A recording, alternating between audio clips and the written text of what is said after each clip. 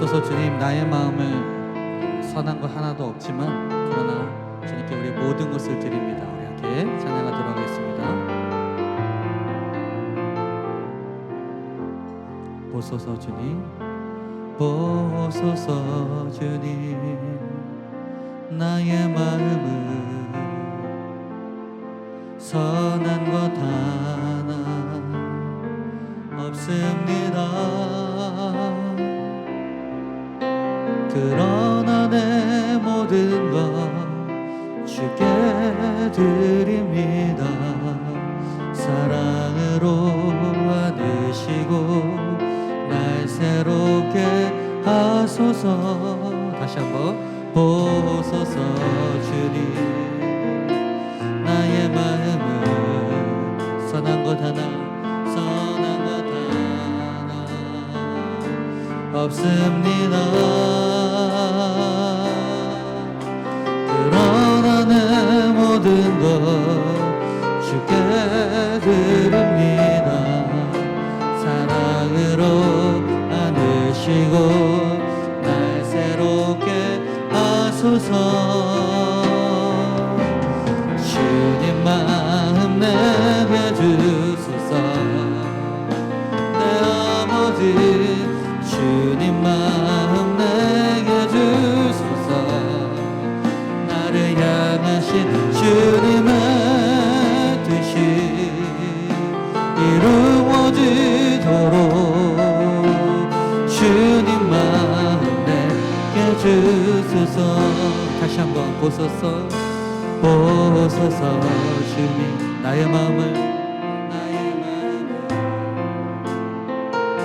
선한 것 하나 없습니다. 그러나 내 모든 것 주께 드립니다. 사랑으로 안으시고 날 새롭게 하소서. 주님 마음 내게 주소서. 내 아버지 주님 마음 내게 주소서. 나를 향하신 주님의 뜻이 이루어지도록 주님 마음 내게 주소서. 내게 사랑을 가르치소서.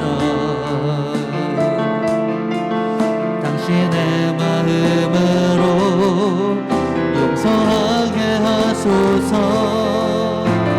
주의 성령 내게 채우사 주의 길 가게 하소서. 주님 당신 마음 주소서.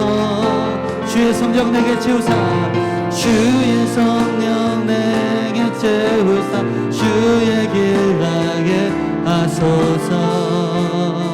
주님 다시 마음 주소서. 다같이 주님 마음 내게 주소서. 내 아버지 주님 마음 내게 주소서. 나를 향하신 주님의 뜻이 이루어지도록 주님 마음 내게 주소서. 주님 마음 내게 주소서. 주님 마음 내게 주소서. 내 아버지 주님 마음 내게 주소서. 나를 향하신 주님의 뜻이 이루어지도록 주님 마음 내게 주소서. 네, 우리 이 시간 다시 한번 기도하기 원합니다. 이 시간 기도할 때 하나님, 이 시간 하나님 우리 가운데 있던 모든 마음들을 이 시간 다 내려놓게 하여 주시고 하나님 주님의 마음을 우리 가운데 부어 주시옵소서.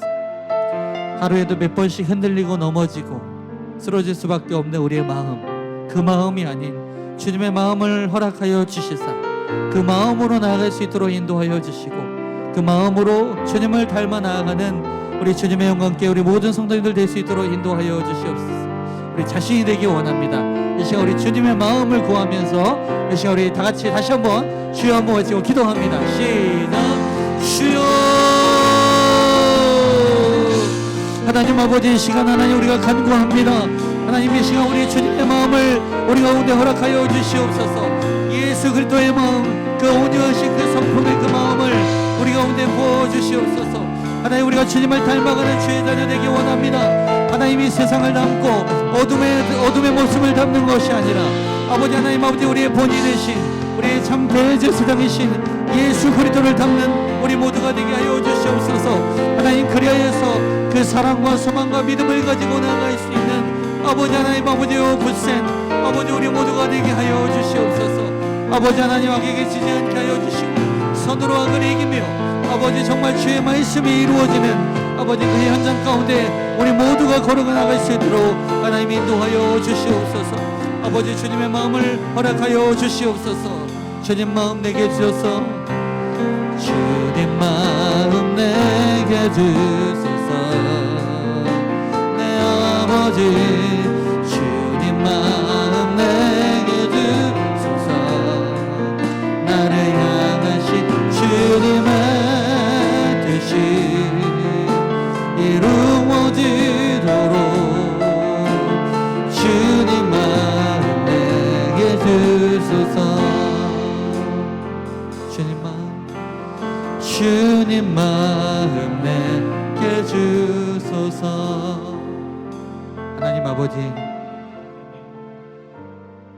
이 시간 하나님 앞에 나온 주의 백성들을 이 시간 주님께서 살펴주시며 특별히 우리 가운데 구할 것은 주님의 마음을 허락하여 주시기 원합니다. 변하지 않고 영원하고 하늘나라의 그 충만한 것으로 하나님 채워주시사 이 시간 우리가 영원한 하늘나라를 바라보게 하여 주시고 그 주님의 마음으로 우리의 모든 인생길의 모든 것들을 감당해 나갈 수 있도록 하나님 인도하여 주시옵소서.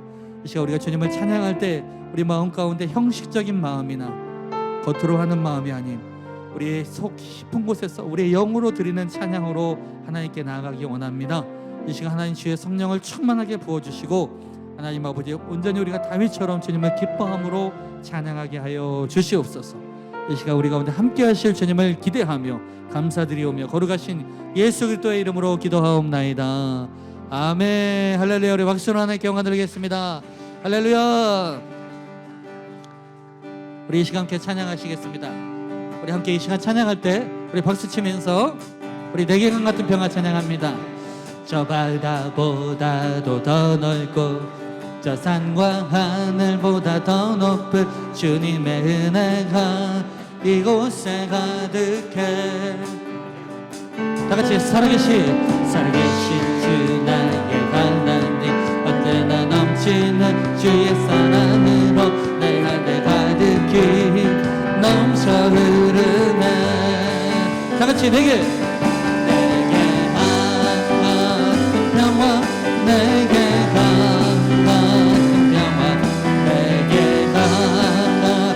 평화가 넘치네. 할렐루야.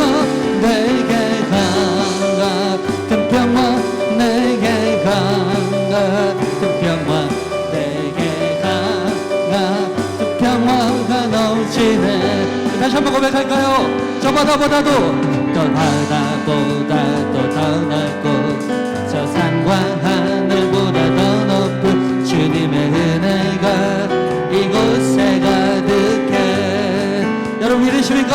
살아계신 주 나의 하나님 언제나 넘치는 주의 사랑으로 내 안에 가득히 넘쳐 흐르네.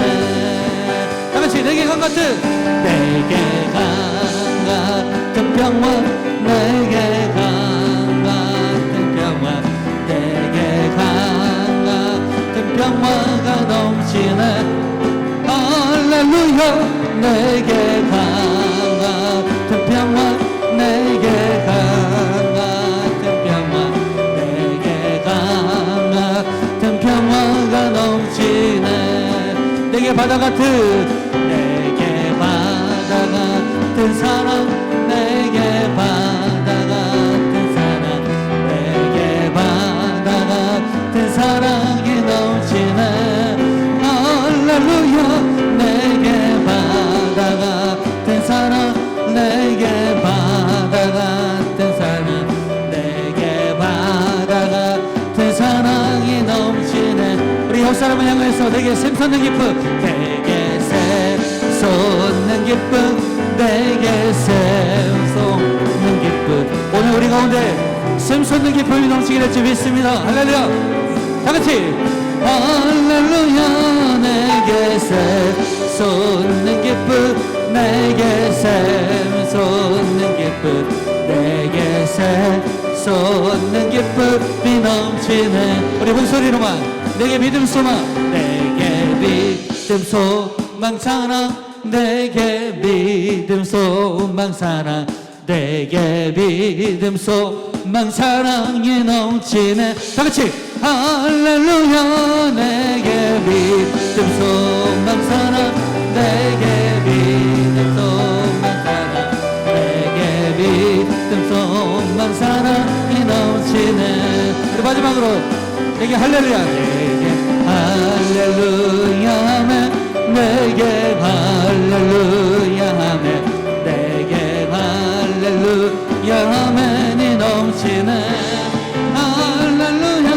내게 할렐루야 하면, 내게 할렐루야 하면, 내게 할렐루야 하면이 넘치네. 다같이 주의 친절함, 주의 친절함 밤에 안기세 항상 기쁘고 복이 되겠네. 영원한 심판의 만기세 주의 발에 그 심판의 환기세 주의 발에 영원한 심판의 환기세. 날이 갈수록 주의 사랑이 그릇 광명하게 비치고 전성 가는 길 편히 가리니 영원한 심판의 한길. 아멘. 주의 발에 그 심판의 한길세 주의 발에 영원한 심판의 한길세. 주의 보좌로 나아갈 때에 기뻐 찬미 소리 외치고 겁과 두려움 없어지리니 영원한 심판의 한길. 다같이 주의 발에 그 심판의 한길세 주의 발에 영원한 심판의 한 주의 발에 주의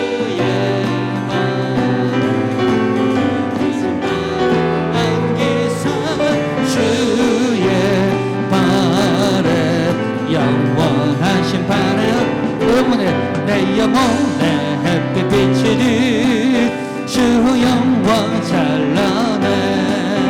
이 세상 어떤 빛보다 이 빛 더 빛나네. 주의 영광 빛난 광채 내게 비춰 주시옵소서.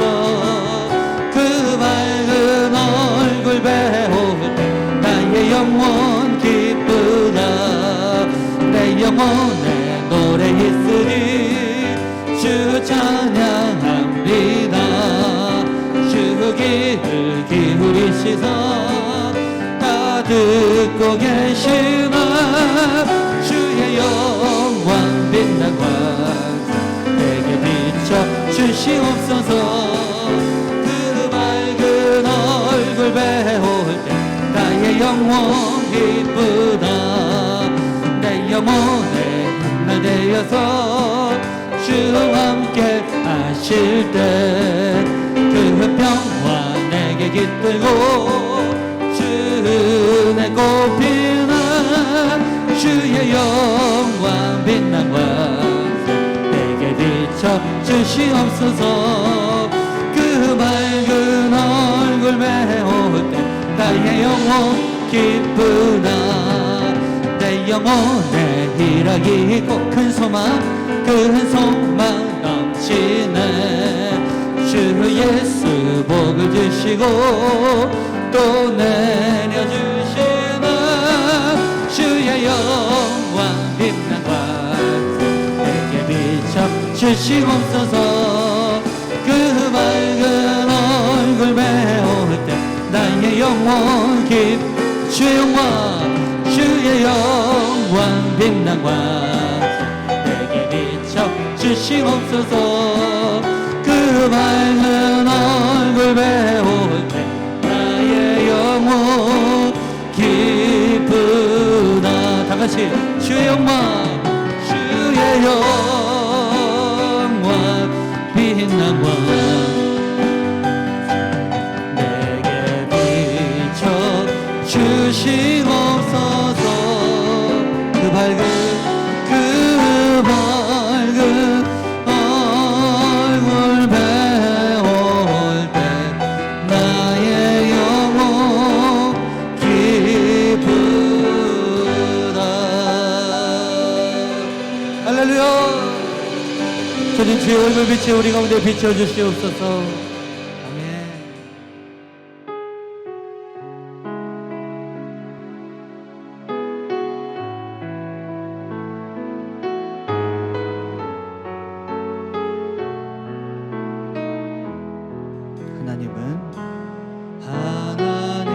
하나님은 너를 지키시는 자 너의 우편에 그늘 대시니 낮에와 밤의 달도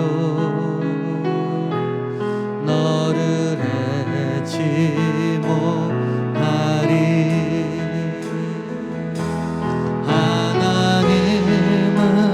너를 지키시는 자 너의 환난을 면케하시니 그가 너를 지키시리라 너의 수립을 지키시리라 눈을 들어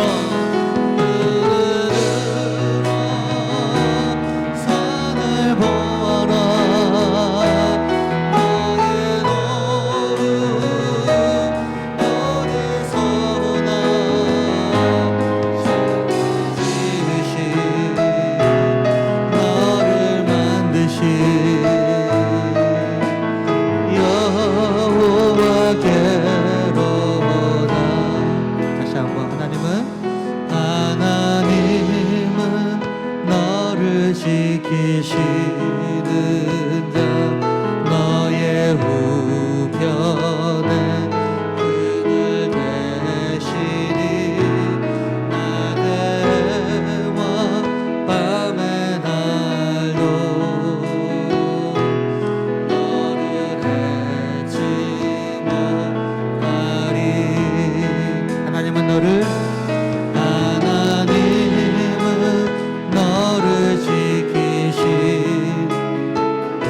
환난을 너의 환난을 면케하시니 그가 너를 지키시리라 너의 출입을 지키시리라 다같이 눈을 들어 산을 보아라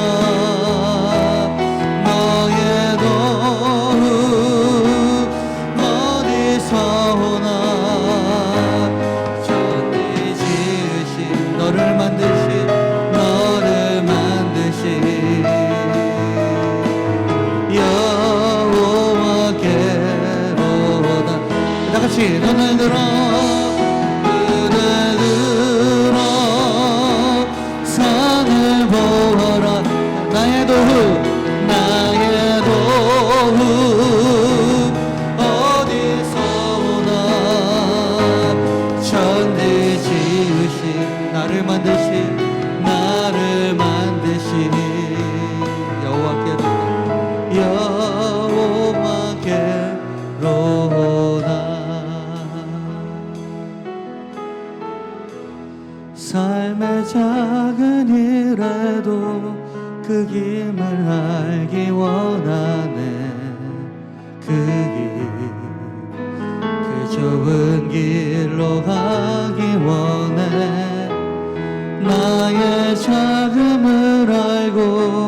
그분의 크심을 알고 소망 그 깊은 길로 가기 원하네.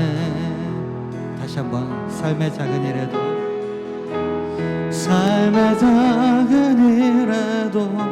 그 마음을 알기 원하네. 그 좁은 길로 가기 원해. 나의 작음을 알고 그분의 크심을 알며 소망 그 깊은 길로 가기 원하네. 저 높이 솟은 산이 되기보다 여기 오름직한 동산이 되길. 내 가는 길만 비추기보다는 누군가의 길을 비춰준다면 내가 노래하듯이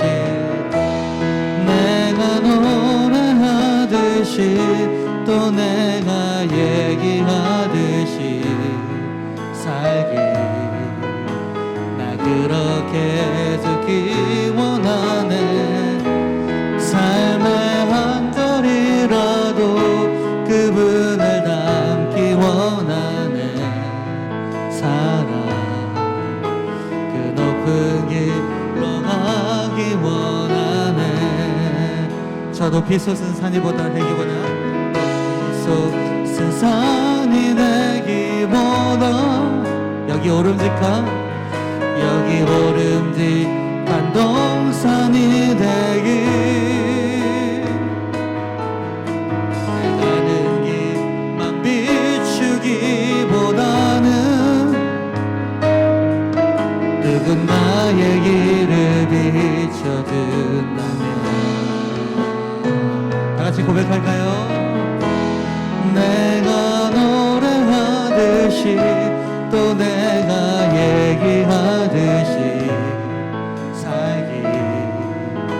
나 그렇게 듣기 원하네. 삶의 한 절이라도 그분을 담기 원하네. 사랑 그 높은 길로 가기 원하네. 그 좁은 길로 가기 원하네.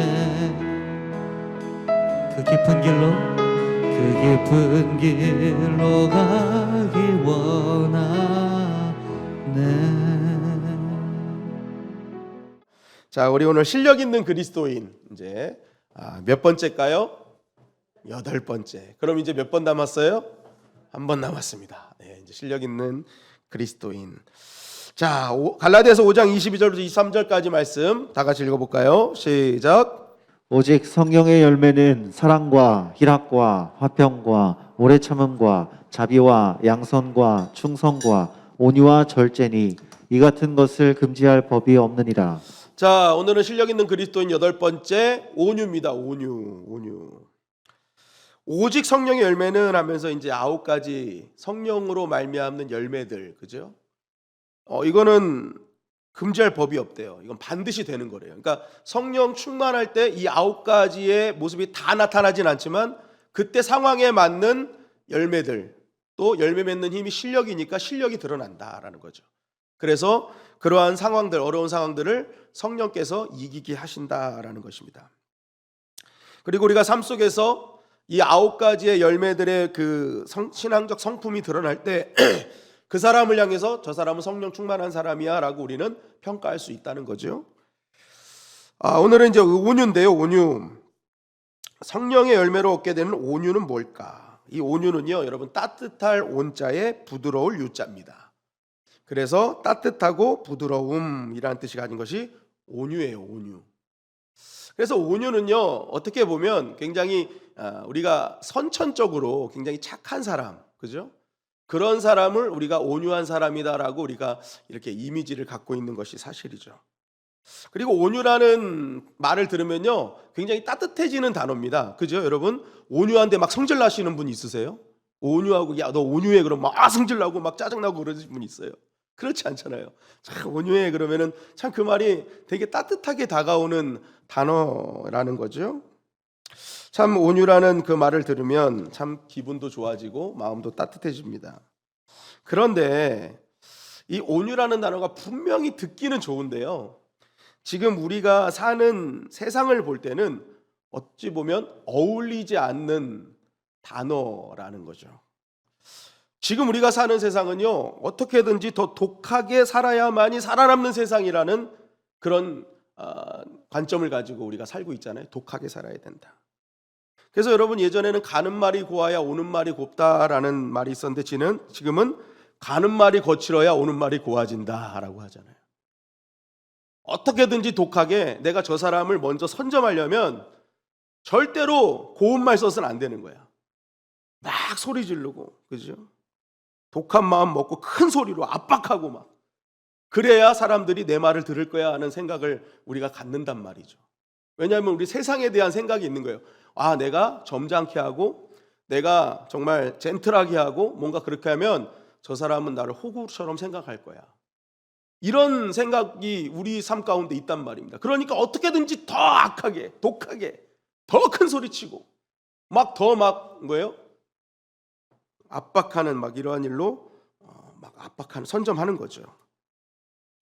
그래서 어떻게 보면 지금 이 시대를 살아가는 우리에게 온유는요, 분명 따뜻한 단어이긴 하나 현실 속에서는 감추고 싶은 단어가 어쩌면 온유가 아닐까. 그러나 여러분, 우리가 꼭 기억해야 될 것은요, 온유는 우리가 지금 세상 사람들이 생각하는 그런 연약한 단어가 절대 아니다. 절대 아니다. 만약 그것이 그렇게 연약한 단어고 우리가 세상을 살아갈 때 세상 사람들에게 호구 잡히는 단어라면 이것이 과연 성령이 주시는 열매로 등장할 수 있을까? 그리고 이것을 누가 실력이라고 할 수 있을까? 맨날 세상 가운데 호구 잡혀 사는 그게 무슨 실력이냔 말이에요. 그럼 이거 온유는요, 여러분, 절대 성령의 열매가 될 수가 없는 거죠. 그럼에도 불구하고 성경은 계속해서 온유한 자에 대해서 말씀하고 있단 말이에요. 온유한 자, 온유한 자. 성령으로 말미암는 실력이 온유라면 분명히 이 온유 안에는 우리가 반드시 깨달아야 될, 특별히 하나님을 아버지로 믿는 크리스찬들은 반드시 붙잡아야 될 영적인 진리가 있다는 것입니다. 그것이 무엇일까? 여러분, 온유는요, 구약에는 아나부라는 단어를 쓰고요, 신약에는 프라우스라는 단어를 사용합니다. 이 온유로 표현한 아나부와 이 프라우스는 갖는 공통점이 있어요. 공통점. 그것은 뭐냐? 사람이요, 원래 가진 힘이 있습니다. 원래 가진 기질이 있고 성격이 있고 힘이 있어요. 그런데 이 아나부와 프라우스는요, 이 원래 가진 힘을요, 하나님께서 주신 새로운 힘으로 원래 있는 힘을 컨트롤해가지고 이 원래 있는 힘은 절제하고 새로운 힘으로 살아가는 그것이 온유라는 거죠. 이런 특징을 갖고 있는 거예요. 온유는 우리가 생각하는 그저 나약하고 점잖고 손해봐주고 막 이런 단어가 아니라 정말 우리가 그것을 상대할 수 있는 힘이 있어. 육신적인 어떤 기질도 있어. 막 붙어서 싸워서 막 이길 기질이 있단 말이에요. 그럼에도 불구하고 하나님의 영광을 위해서 하나님께서 주신 힘으로 그 내가 갖고 있는 맞부딪힐 수 있는 그것을 절제하고 컨트롤해서 하나님의 힘으로 싸워서 이겨내는 힘. 그것이 온유라는 거죠. 온유. 여러분, 이 아나부 같은 경우에는요, 우리의 육신적 기질, 그죠? 성격, 이게 어떻게 되느냐? 하나님의 힘으로 막 바뀌어져 가지고 쉽지 않거든요. 신앙의 멍에를 맨다는 것, 믿음의 멍에를 맨다는 게 쉬운 게 아닌데 그 힘, 하나님 주신 힘으로 정말 쉽지 않은 그것을 오히려 뭐예요? 그걸 바꿔내는 거죠. 그 힘을, 내가 갖고 있는 힘을 하나님의 힘으로 바꿔내서 하나님께서 지라고 하는 멍에를 지는 그 순간이 그게 아나부라는 뜻입니다. 그래서 민수기 12장 3절 말씀해 보니까 이렇게 말씀하고 있는 겁니다. 시작. 이 사람 모세는 온유함이 지면의 모든 사람보다 승하더라. 모세의 온유함을 아나부라고 합니다. 아나부. 그러니까 모세가 온유할 때 아나부예요. 여러분, 모세의 성격과 기질은요, 원래 어떻습니까? 다혈질이었잖아요. 자기 감정, 자기 컨트롤 못 해가지고 순간 자기 마음에 들지 않으면 사람 쳐 죽이는 사람이 바로 모세였단 말이에요. 모세. 그런 모세를 향해서 지금 성경은요, 온유하대요, 아나부하대요. 이게 진짜 사실일까? 근데 이게 사실이죠. 왜냐하면 이 광야에서 하나님께 훈련받으며 그는 뭐예요? 하나님께서 주시는 힘이 생겼어요. 그러니까 여전히 모세 안에는 이 다혈질의 기질이 있어요. 그가 갖고 있는 독특한 성격이 있단 말이에요. 쉽게 분노하고 쉽게 막 흥분하고 막 이런 게 있단 말이에요. 그런데 이 모세가요, 그것을 뭐예요? 하나님께서 주신 은혜의 힘으로 컨트롤하는 겁니다. 그리고 하나님께서 주신 그 은혜의 힘을 오히려 그 자신의 그 힘을 그 하나님 주신 힘으로 그걸 사용해 가지고 백성을 이끌어 가잖아요. 근데 이 백성들이 보세요. 여러분, 우리가 학교에서 학급 반장을 해도 쉽지 않습니다. 저 때는 초등학교 때 60명 있었거든요. 60명을 반장이 컨트롤하는 게 이게 쉽지가 않아요. 말 잡는 애도 있고 그냥 듣기도 하고 안 듣기도 하는 애 있고 아예 안 듣는 애들 있고, 야 선생님 오신다, 선생님이 와야 정리가 돼요. 반장 말을 안 들어. 줄반장도 쉽지가 않아요. 여러분, 줄 좀 맞추자 그래도 줄을 안 맞춰.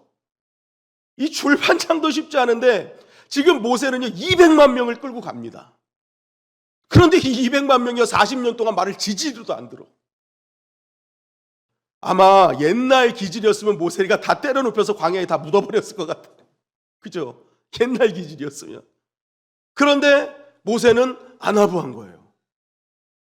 그 기질을 하나님의 힘으로 바꿔가지고 트랜스포한 거죠. 바뀌어버리는 거예요. 바꿔서 그 힘을 하나님의 영광을 위해서, 하나님의 나라를 위해서 막 사용하는 거예요. 그 멍에를 끝까지 쥐고 가는 거예요.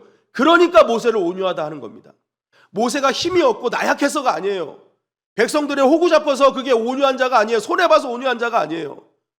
분명히 손해볼 것도 알고 뭔가 뭔가 얕잡아 볼 것 같은데도 불구하고 이 힘을 가지고 하나님의 영광을 위해 사용하니까 하나님께서 뭐예요? 그를 더 존귀한 자로 만들어 주시더라라는 것입니다. 프라우스도 마찬가지예요. 여러분, 이게 명사형이거든요. 형사는 프라우테스입니다. 프라테우스. 그런데 이것은요 야생동물과 관련이 있어요. 그러니까 이 야생동물은 누구의 말도 듣지 않잖아요. 자기 맘대로잖아요. 그런데 이 야생동물을 길들이는 겁니다. 그럼 이 야생동물이 이제 길들어져 주인의 말을 듣는데 이 야생동물이 이 안에 있는 야생성이 없어졌나요? 그렇지 않아요. 동물은요 집에서 길리운 동물도요 신기하게 그 안에 있는 야생성이 남아있어요. 본능적으로 야생에 있는 동물과 집에서 기르는 동물이 똑같이 행동하는 것들이 있단 말입니다. 집에서 기르는 동물을 갖고 하잖아요. 그죠? 같이 울고. 있어. 본능이 있단 말이에요. 그럼에도 불구하고 뭐예요? 그 힘을 자기를 위해서 사용하지 않고 주인의 명령에 의해 사용하는 거죠. 바꿔진 거예요. 바꿔진 거. 그래서 주인이 가라 하면 가고 멈추라면 멈추는 거예요. 그래서 예수님이 본인을 말씀하실 때 뭐예요? 나는 온유하다 하시잖아요. 그러니까 주님의 뜻, 하나님의 뜻이 아닌 거에 대해서는 맞짱 뜨시잖아요. 그냥 바리새인과 종교지도자들과 맞짱 뜨세요. 이거 하나님 뜻이 아니야. 그러니까 막 맞짱 뜨시다가도 누구나 지기 싫어하고 누구나 정말 가기 싫어하는 십자가의 길을 하나님이 가라고 하시니까 또 거기를 가시는 거예요. 그게 바로 프라우스입니다. 그 힘이 여전히 있지만 그 힘을 오직 주인을 위해서 사용하는 그 상태. 여러분, 그래서 온유는요 우리가 생각하는 그저 나약하고 손해보고 정말 누구에게 얕잡히고 막 그런 게 온유가 아니라는 거죠. 오히려 이전에 주어진 힘을 그것을 도리어 바꿔서 주님의 명령에 의해서 살아가는 힘, 그것이 온유합니다. 그래서 내가 가진 힘으로 남을 저격하고 무너뜨릴 수 있음에도 불구하고 하나님의 뜻은 원수를 사랑하라고 하셨기에 오히려 그 힘을 가지고 원수를 사랑하는 자리까지 가는 사람이 온유한 사람인 겁니다. 그리고 그러한 온유한 자를 통해서 하나님은 일하신다. 그래서 어쩌면 온유는요 하나님을 믿는 신앙인이 가진 실력 중에 가장 뛰어난 실력이 아닐까?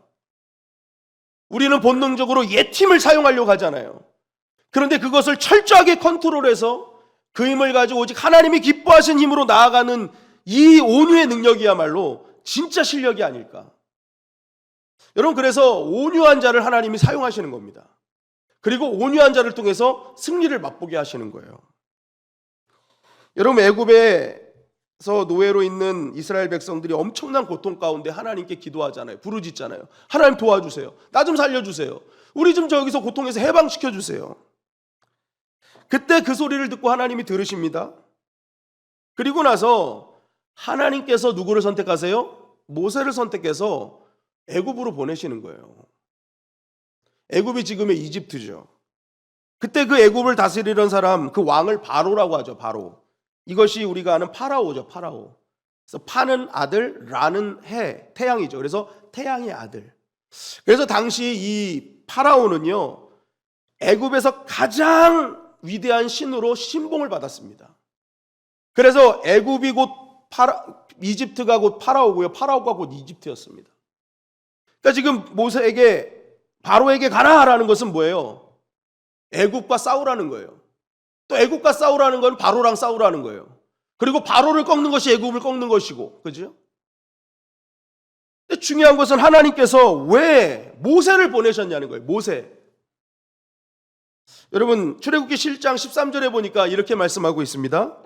출애굽기 7장 13절 말씀 시작. 그러나 바로의 마음이 완악하여 그들의 말을 듣지 아니하니 여호와의 말씀과 같더라. 바로를 하나님께서는 완악한 자다라고 한 거예요. 이건 하나님이 악하게 만드셨다라는 말이 아니라, 완악이라는 이 원래의 뜻은요, 하나님이 그냥 가만히 내버려 두셨다라는 거예요. 하나님의 간섭을 받지 않는 자는 가만히 놔두면 다 완악해진다는 게, 악해진다는 거예요. 그리고 본인 역시도 하나님의 통치를 받지 않고 하나님의 간섭을 받지 않으면 악해지는 거예요. 악해지는 거. 하나님이 내버려 주신 게 그래서 가장 큰 형벌입니다. 왜요? 악으로 치닫기 때문에. 그래서 그들은 멸망하는 거예요. 여러분, 그래서 하나님이 간섭하셔서 우리를 때로는 고통의 상황에, 환난의 상황에 들은 것도 축복이라는 거죠. 왜냐하면 하나님이 간섭하는 것 자체가 축복인 거예요. 근데 하나님이 간섭하지 않으시면 그냥 그 사람은 악한 자리로만 가는 겁니다. 계속 악하게, 악하게, 더 악하게. 바로 그 안악이라는, 그게 바로의 모습이었다. 한마디로 바로는요, 하나님의 손에 의해서 만들어지는, 새롭게 탄생되어지는 새 사람이 아니었다는 거예요. 늘 하나님의 손에 벗어나서 자기 마음대로 하는 완악한 자. 결국 여러분, 이것을 왜 말할까요? 왜 바로의 완악함을 얘기할까요? 지금 결국 이 출애굽의 대결 구도는요, 완악한 바로와 온유한 모세의 대결이 돼버린 거예요. 하나님의 간섭을 받지 않은 악한 바로와 하나님의 손으로 재창조된 온유한 모세의 대결 구도가 돼버린 것입니다. 그리고 중요한 사실은 뭐예요? 이러한 악한 바로와 온유한 모세의 대결에서 온유한 모세가 승리했다는 것입니다. 하나님이 그러한 온유를 가지고 있는 모세를 승리케 하셨다는 거예요. 결국 이 말씀을 통해서 오늘 우리에게 주시는 건 무슨 말씀입니까? 하나님께서는 그리스도인들의 싸움은 바로를 그 완악하게 했던 바로가 가진 힘, 권력, 어떤 재정, 숫자, 당시에 막 화려한 그런 문화들, 이러한 것들을 같이 성장시켜서 싸우는 존재가 아니라는 거예요. 하나님의 백성, 그리스도인들은 하나님의 뜻을 품고 하나님이 원하시는 방법대로 싸워나가는 온유한 자가 될 때 세상을 이길 수 있는 자가 된다는 것을 말씀하고 있는 것입니다. 그 온유를 가지고 뭐예요? 하나님이 사용하는 도구로 사용하시는 거예요. 그 자를 도구로 사용하시는 거예요. 여러분, 예수님도 한번 보세요. 예수님께서 산상수훈을 통해서 온유한 자가 복이 있다고 하셔요. 그런데 그 말씀을 하실 때 현실 상황을 보자고요.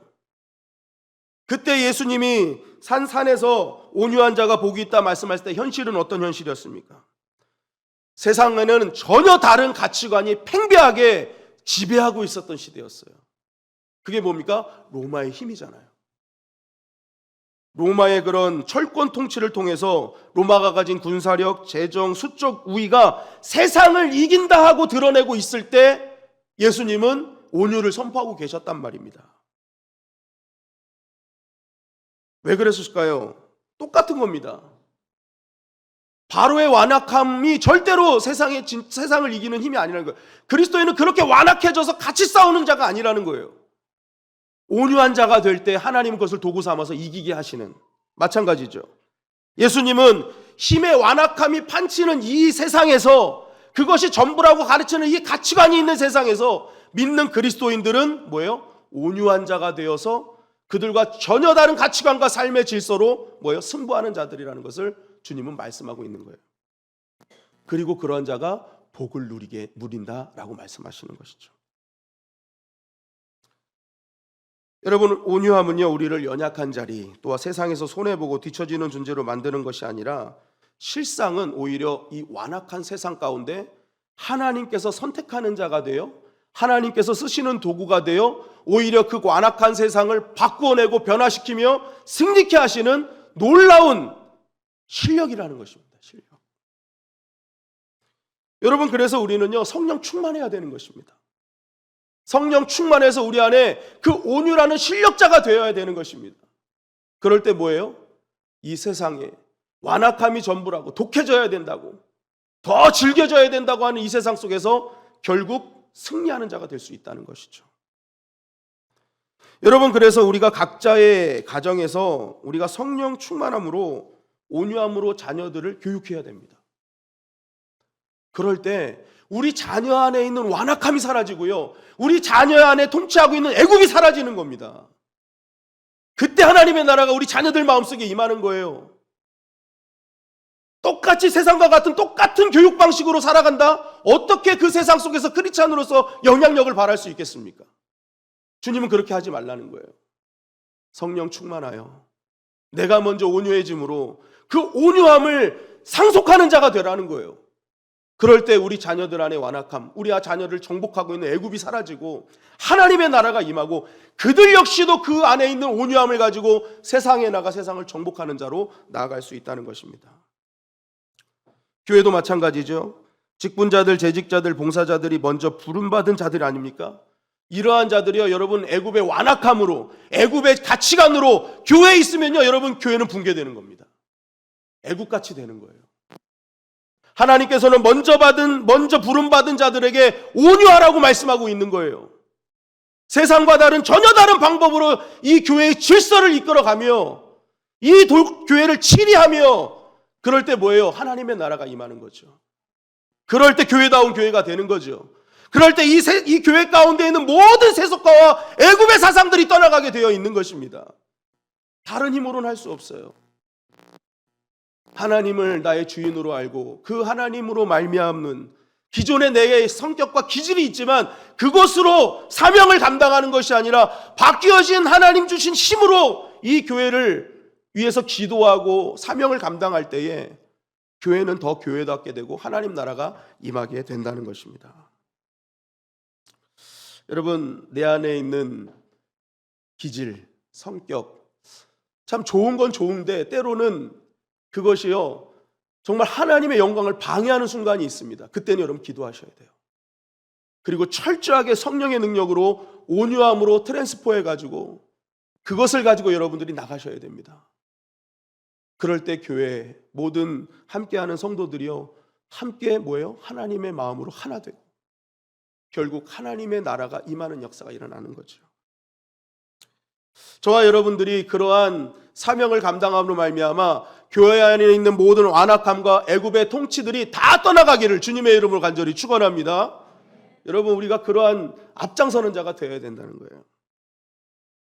그렇게 온유함으로 사는 것 쉽지 않지만 감사한 것은 이렇게 온유함으로 살 때 하나님은 복을 주신대요. 마태복음 5장 5절 말씀 우리 다 같이 한번 읽어볼까요? 마태복음 5장 5절 말씀입니다. 시작.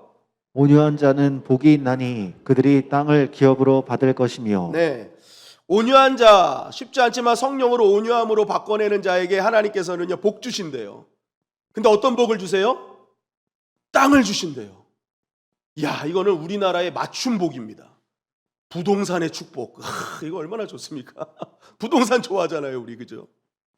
근데 여기서 말하는 땅은요, 여러분, 우리가 잘 생각해 봐야 되는데, 여러분, 성경에서 말하는 땅을 얻는다, 이게 어떤 의미인지 한번 알아보길 원합니다.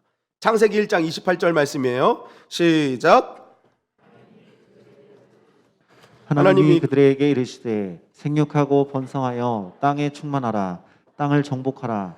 바다의 물고기와 하늘의 새와 땅에 움직이는 모든 생물을 다스리라 하시니라. 자, 하나님께서 땅을 허락하시며 주신 말씀이죠. 하나님이 땅을 왜 주셨어요? 땅에 충만하고 땅을 정복하고 땅을 다스려라. 이것이 가장 복된 상태라는 거예요. 하나님께서 우리에게 땅을 주셨는데 인간이요, 이 땅을 다스리고 정복하고 충만해지는 이 상태가 복의 상태예요. 가장 행복한 상태예요. 그러니까 하나님으로 말미암는 하나님의 명령에 따라 하나님의 뜻에 따라 살아가는 자에게 주시는 복이 뭐예요? 땅에 충만하고 땅을 정복하고 땅을 다스리는 그 복이 임한다는 거예요. 그 땅에서 너무너무 행복한 은혜를 누릴 수 있다는 것입니다. 그런데 문제는 이 땅에 하나님의 명령에 따라 사는 자에게 주시는 복이거든요. 그런데 이 땅이 하나님의 명령을 떠난 자는 어떻게 되는 거예요? 가시덤불과 엉겅퀴로 고생하는 땅이 되는 겁니다. 죄로 인해서 충만하고 다스리고 막 해야 될 땅에서 불행의 삶으로 살아가는 거죠. 하나님께서 허락하신 에덴 동산의 축복이 아니라 저주받은 땅으로 살아가는 겁니다. 그런데 이 땅이 언제 회복돼요? 바로 온유한 자, 하나님의 명령에 반응하고 나에게 주신 그러한 육신적인 힘과 기질과 세상적인 가치관이 아니라 하나님의 뜻대로 하나님의 가치관대로 살아가는 자는 다시 한번 이 땅을 정복하고 다스리며 에덴 동산의 축복의 역사가 우리 가운데 주어진다는 사실이에요. 그게 땅을 얻는다는 겁니다. 내가 있는 땅을, 지금 새로운 땅을 주는 게 아니라 내가 밟는 모든 땅이 다시 한번 풍성한 에덴 동산의 축복으로 변화되는 역사가 일어난다는 것입니다. 그래서 여러분, 우리는 온유한 자가 되면 뭐예요? 우리가 밟는 모든 땅이 회복되는 거예요. 가시덤불과 엉겅퀴로 망쳐지고 정말 가는 곳곳마다 상처와 아픔투성이었던 땅이 다시 한번 모든 것을 누릴 수 있는 그런 하나님의 복 주시는 땅으로 바뀌어진다는 것입니다. 여러분, 온유한 자가 되어 에덴 동산이 회복되시기를 주님의 이름으로 간절히 축원합니다. 날 상처 주고 아프게 하는 모든 가시덤불과 엉겅퀴가 사라지는 역사가 있기를 주님의 이름으로 간절히 축원합니다. 그래서 시편 37편 11절에 보니까 이렇게 말씀하는 거예요. 시작. 그러나 온유한 자들은 땅을 차지하며 풍성한 화평으로 즐거워하리로다. 하나님과 관계가 회복된 온유한 자를 땅을 차지하고 모여 풍성한 화평으로 즐거워한다. 여러분, 보기만 해도, 읽기만 해도 얼마나 행복한 말씀입니까? 이 말씀이 현실이 되시기를 주님의 이름을 간절히 축원합니다.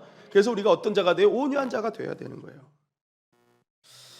어쩌면 우리의 신앙의 여정은 하나님께서 태초에 주신 그 땅을 회복하려는 싸움이 아닐까 싶습니다. 어느 순간 내가 하나님 뜻에 합당하지 않는, 온유하지 않은 모습을 통해서 내가 밟는 모든 땅에 가시밭과 엉겅퀴가 자라나진 않았습니까? 그 소년의 고통과 신음의 현장에 있진 않으십니까? 여러분, 오늘 우리가 다시 한번 성령의 능력으로 온유한 자의 열매를 맺을 때 그 모든 것들은 다 사라지게 되고 다시 한번 하나님으로 말미암는 그러한 풍성함이 임하는 우리의 모든 삶의 현장이 되어질 줄 믿습니다.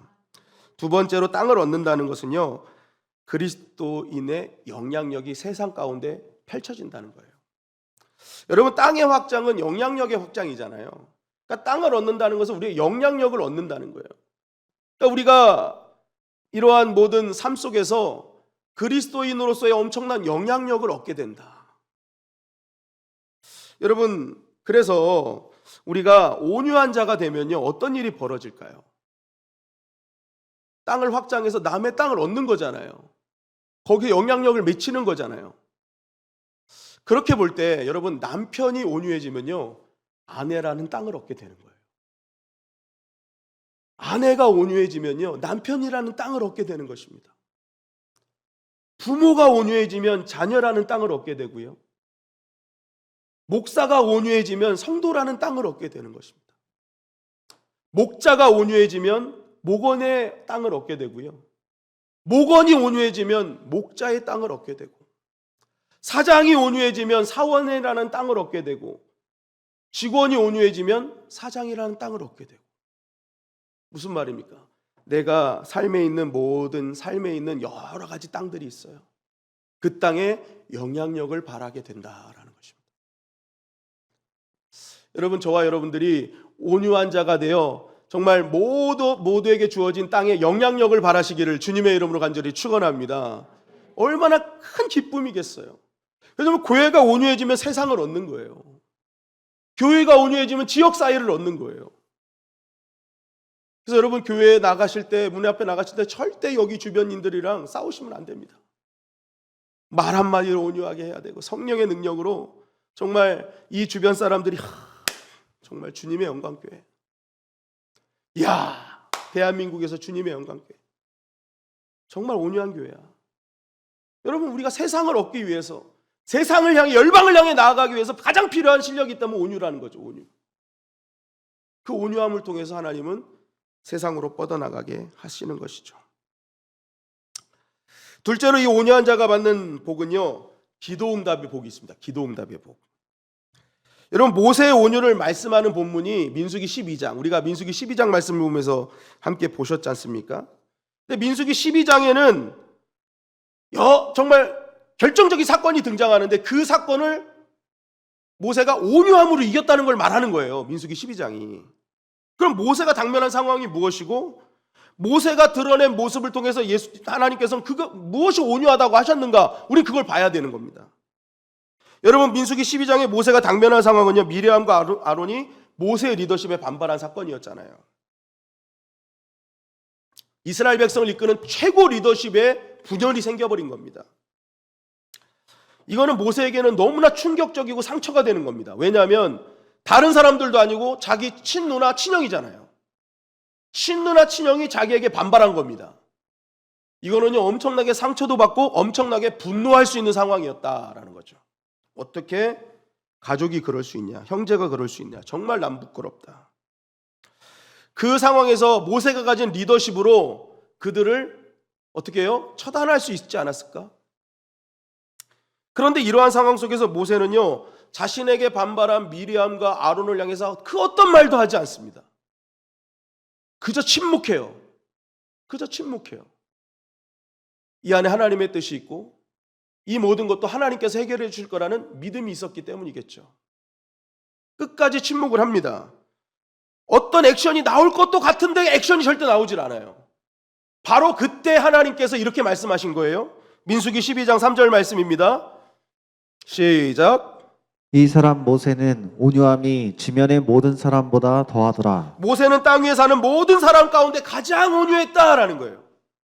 이때 엄청난 칭찬을 받은 거예요. 땅 위의 모든 사람 중에 최고 온유하다. 자신의 형제들, 가족들이 정말 큰 상처를 주고 너무너무 분노하고 너무너무 정말 이건 말도 안 되는 상황 속에서 모세가 침묵하고 있을 때 그 주어진 기질이 있잖아요. 성격이 있잖아요. 근데도 끝까지 참아내며 있는 그 현장을 보며 하나님께서는 온유하다 하시는 거예요. 온유하다. 그리고 나서 더 중요한 건 뭐냐면 이 모세가 갖고 있는 육신적인 기질과 힘과 이것을 바꿔내서 어디다 사용하느냐. 민수기 12장 13절 말씀입니다. 시작. 모세가 여호와께 부르짖어 이르되 하나님이여 원하건대 그를 고쳐 주옵소서. 자, 모세가 정말 막 분노할 수 있고 화낼 수 있는 상황 속에서 너희도 어떻게 그럴 수 있냐 하고 말할 수 있는, 정말 소리칠 수 있는 상황 속에서 침묵을 하고 그 소리치는 그 힘을 가지고 누구한테 부르짖는 거예요? 하나님께 부르짖고 나아가는 거예요. 바로 이것이 온유함이라는 거예요. 자기가 가지고 있는 그 힘, 그 사람들을 향해서, 그 형제들을 향해서 너희들이 어떻게 나한테 이럴 수가 있느냐, 여태까지 우리가 한 게 어떤 건데 하면서 소리칠 수 있음에도 불구하고 그것을 참아내고 그 힘으로 하나님께 부르짖으러 나아가는 그러한 자를 향해서 하나님은 온유하다라고 말씀하시는 겁니다. 오히려 리더십에 반발해서 그 벌로 인해서 나병 걸린 미리암을 회복시켜달라고 부르짖는 모세의 모습이 온유한 겁니다. 여러분, 온유함이란 무엇일까요? 분노할 수밖에 없고 말도 안 되는 상황, 사람에게 상처받은 그 상황에서 그 상황은 하나님께 맡기고 사람에겐 침묵하고 하나님께 부르짖는 사람, 그 사람이 온유한 사람이라는 거죠.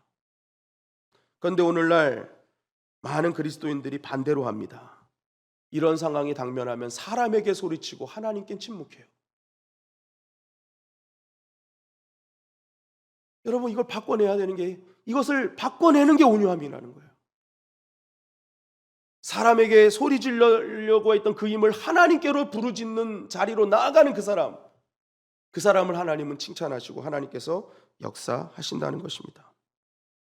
그렇게 하나님께 부르짖는 그의 기도를 들으시고 하나님은 미리암을 회복시켜 주시는 은혜를 허락해 주셨죠. 물론 미리암이 대가는 치렀습니다. 일주일 동안 격리했잖아요. 하나님께서 이미 벌써 사회적 거리두기를 몇천 년 전에 다 하셨어요. 그죠? 일주일 동안 격리해라. 사회적 거리두기. 중요한 사실은 위기 상황 가운데 온유함으로 반응한 모세의 기도에 응답하셨다. 하나님 왜 내 기도에는 응답하지 않습니까를 묻기 전에 나는 과연 온유한 사람인가를 점검해야 되지 않을까요? 나는 어떤 상황을 봤을 때 그 상황에서 사람에게만 소리짓고 하나님께 침묵하고 있지 않은가, 이걸 점검해야 되지 않을까요? 그 뒤에 우리는 하나님께 내 기도가 상달되는지 아닌지 확인해야 될 것입니다. 여러분, 말도 안 되는 상황, 정말 열불 터지는 상황에서도 우리는 그때 내 안에 있는 혈기와 기질을 성령의 능력으로 컨트롤해서 온유한 자가 되어 기도 응답받는 자들이 되시기를 주님의 이름으로 간절히 축원합니다. 로마서 12장 19절은 우리에게 이렇게 증거하고 있죠. 시작. 내 사랑하는 자들아 너희가 친히 원수를 갚지 말고 하나님의 진노하심에 맡기라. 기록되었을 때 원수 갚는 것이 내게 있으니 내가 갚으리라고 주께서 말씀하시니라. 하나님 말씀하세요. 원수가 있을지라도 나한테 맡기고 부르짖어라. 내가 해결해 줄게. 너희는 그냥 잠잠하고 있어라. 나한테만 부르짖어라. 내가 해결해 줄게. 그 말씀하고 계시는 것입니다. 잠언서 15장 1절은 이렇게 증거하죠. 시작. 유순한 대답은 분노를 쉬게 하여도 과격한 말은 노를 격동하느니라. 네. 여러분, 지금 우리가 사는 시대 어떻게 보면 소리 지르고 화내고 고집 부리고 마음 놓고 함부로 하는 것이 세상을 움직인다고 이야기하고 있는 세상입니다. 그러나 하나님께서는 그러한 완악한 세상을 이기고 다스리는 힘은 온유한 자에 달려 있다고 말씀하고 있는 거예요. 유순한 대답, 온유한 말은 그 사람의 분노를 쉬게 하고, 도리어 과격한 말은 노를 격동하게 해서 작은 문제가 더 커지는 일들이 막 벌어지게 되는 것이죠. 여러분, 마귀에게 틈을 주지 말라고 하시잖아요. 마귀는 그 작은 틈을 노립니다. 여러분, 어떻게 보면 우리가 온유하지 못한 것이 마귀에게 틈타게 하는 거예요. 그래서 결국 작은 일이 크게 만들어지는 일이 벌어지게 되는 것이죠. 여러분, 우리가 어떤 상황이 벌어질 때 모세처럼 온유함으로 반응하기를 주님의 이름으로 간절히 축원합니다. 하나님이 그러한 자에게 반드시 주도권 잡게 하시는 거예요. 이기게 하신단 말이에요. 그 온유함을 도구로 사용하셔서 이기는 그러한 은혜를 경험하게 하시는 것입니다. 그렇다면 오늘 이 온유의 사람이 되기 위해서 오늘 이 밤 우리가 적극적으로 해야 될 일이 무엇일까? 마태복음 11장 29절 말씀입니다. 시작. 나는 마음이 온유하고 겸손하니 나의 멍에를 메고 내게 배우라. 그리하면 너희 마음이 쉼을 얻으리니. 자, 예수님은 자신이 온유하고 겸손하시대요. 그러면서 연이어서 뭐라고 하십니까? 나의 그 온유함을 맛보길 원하면 오늘 나에게 와서 배워라 하십니다. 배워라 하신다는 이 말은 뭐예요? 내가 가르쳐 줄게 라는 거예요. 내가 알려줄게. 그죠? 오늘 이 밤 주님 앞에 나아가는 그런 한 사람 한 사람을 주님께서는요 온유함을 맛보게 하실 줄 믿습니다. 여러분, 그래서 오늘 더 주님 앞에 나아가십시오. 더 성령 충만하십시오.